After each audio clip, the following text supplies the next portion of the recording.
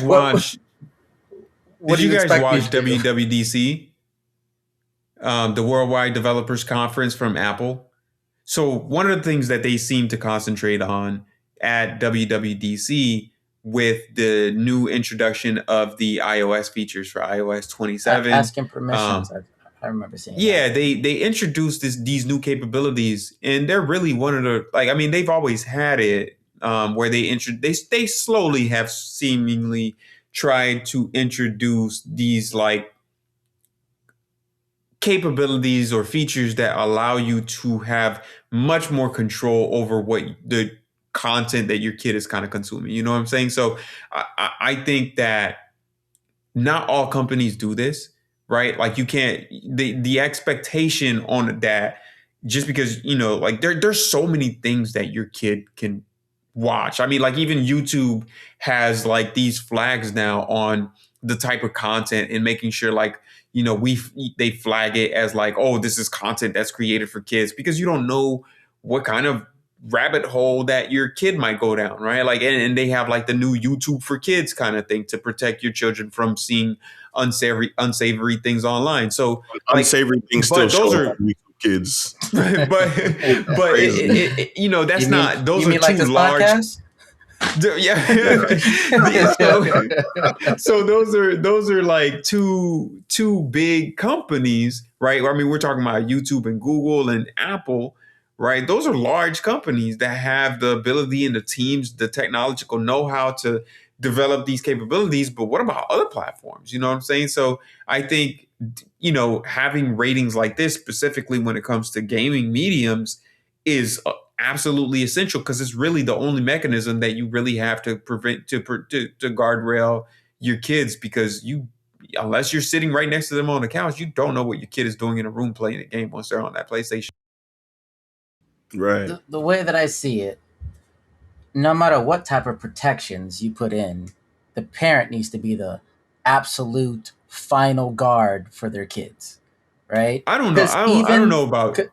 No, they have to be, because I mean, I'm not promoting it, but kids can get around that, make their own accounts, do things on their own, and pretend to be an adult so that they have no guardrails, right? If anybody is tech savvy, one of the things that are coming up now too is, and we didn't even touch on this, but they're introducing I think they're introducing the facial recognition stuff to be able to verify your actual age now, to be able to say, and it's not just I upload my driver's license kind of deal. It's like, I think some games are requiring that you do like actual take a picture of my face kind of thing. What game is requiring that so I cannot buy GTA? that? Oh, you already bought it. You already bought it. No, you GTA, already bought it. Yeah. I haven't heard anything dude. about having facial. There's gonna be age. There's gonna be age verification, I believe, for GTA We'll 6. see about that. That game will be. There's gonna be. There's gonna be. If you want to play the online component, I am certain, and I know that, because it has to, primarily because of PEGI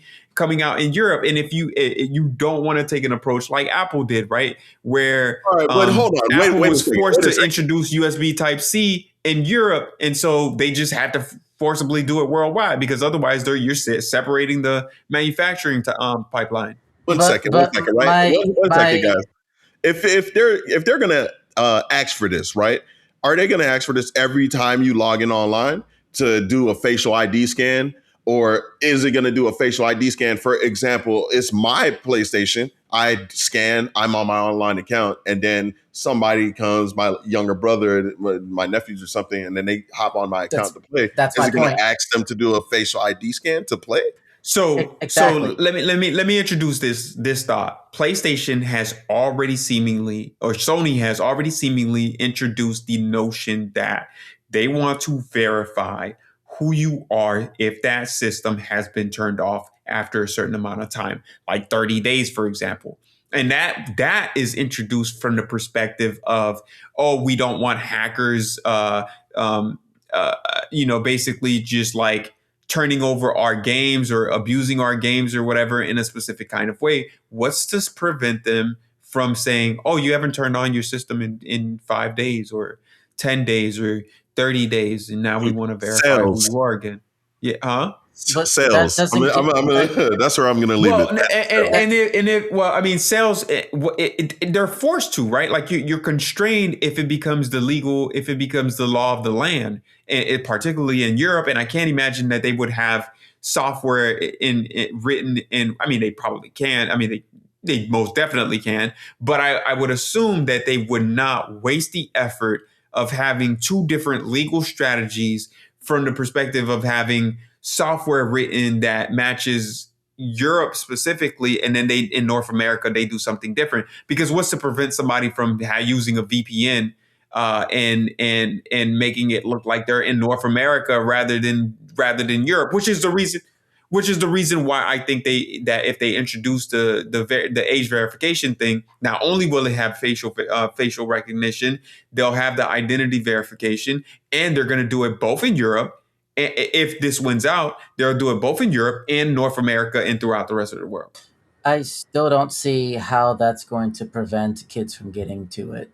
Because imagine this scenario, right? Little hacker junior, hey, I want to get on the game. And you go let him into the game. Well, that's still on the parents' fault. It bypasses every single thing.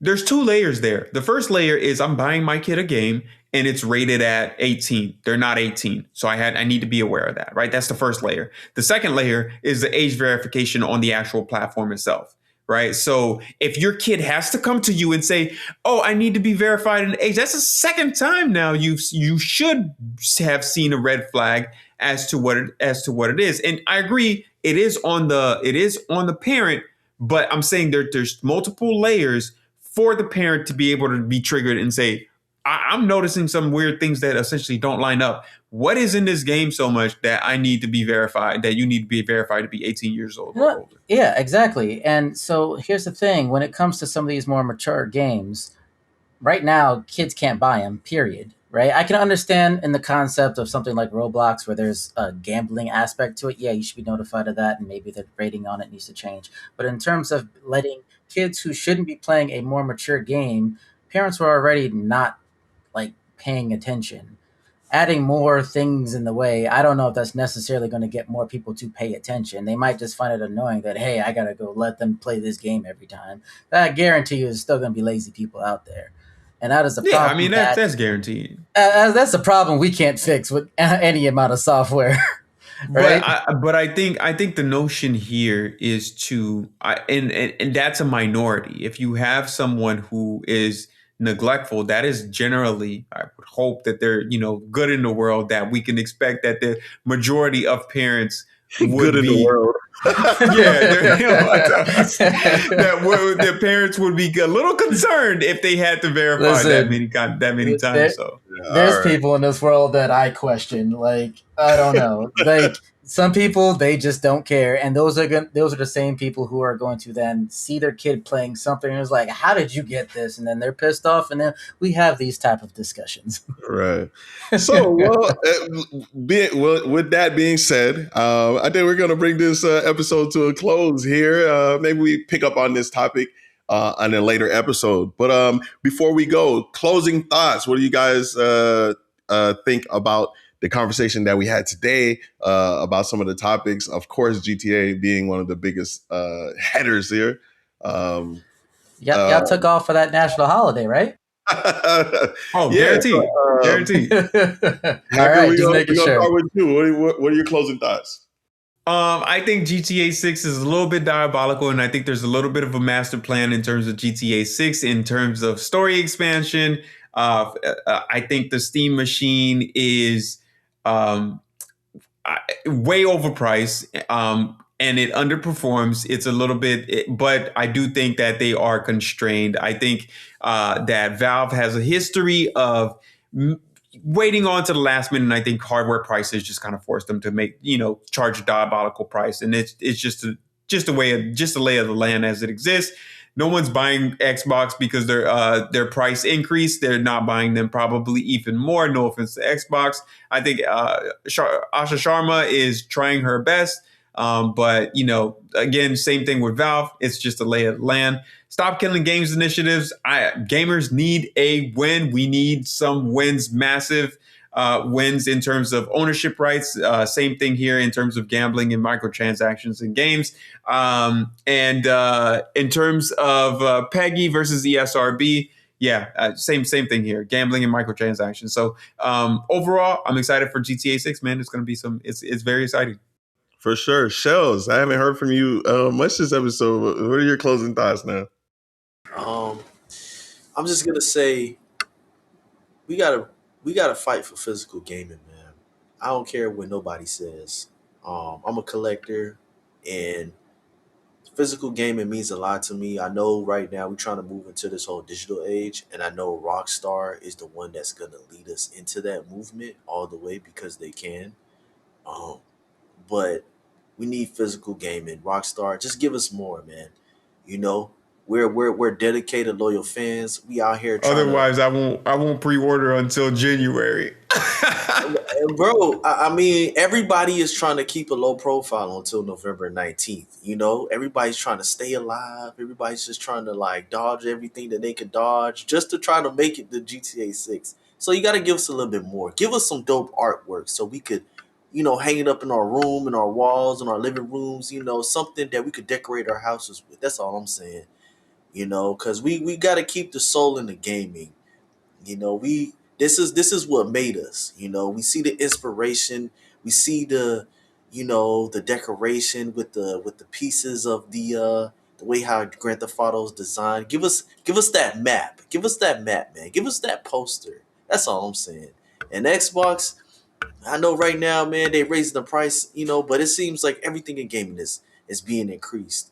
You know, so I get it, I understand it, but let's just make gaming fun again. That's all I'm gonna say.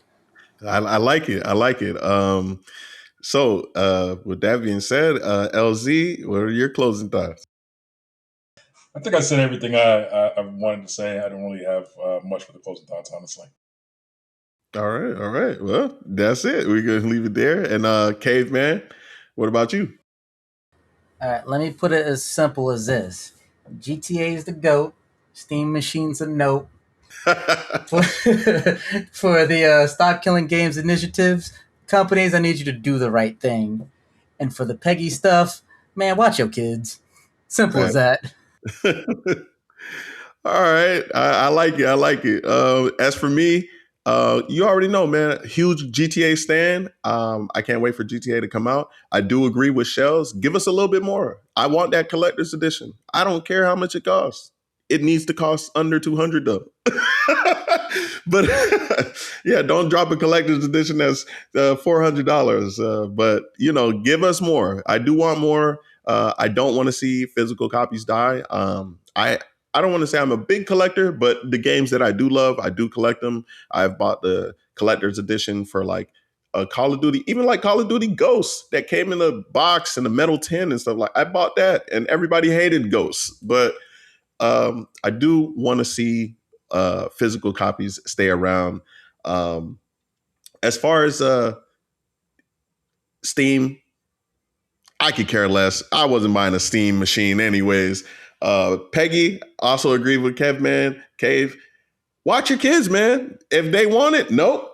You just say no. It's easy to say no. Once you say no one time, you can do it again. Other than that, man, this was a great episode. I think we had a great conversation. The topics that we had here were legendary. You know what I'm saying?